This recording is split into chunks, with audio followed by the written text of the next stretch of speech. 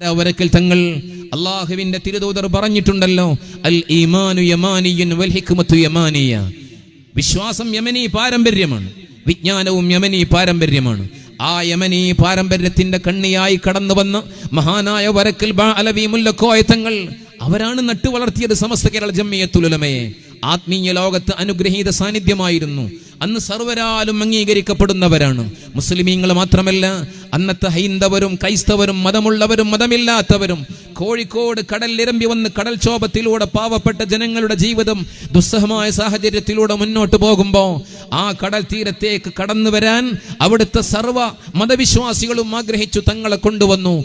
തങ്ങൾ കടൽക്ഷോഭമുണ്ടായി പ്രയാസപ്പെടുന്ന ആ സാഹചര്യത്തിൽ കടലേ അടങ്ങി നിൽക്കണമെന്ന് പറഞ്ഞപ്പോൾ ആത്മീയതയുടെ തൃക്കരങ്ങൾ കാണിച്ച ഭാഗത്തേക്ക് കടൽ തിരികെ പോയ ചരിത്രമുണ്ടായെങ്കിൽ ആ മഹാനവറുകൾ പടച്ചിറപ്പിലേക്ക് കരമുയർത്തി ദുആ ചെയ്ത് തുടക്കം കുറിച്ചതാണ് സമസ്ത കേരള ജംഇയ്യത്തുൽ ഉലമ.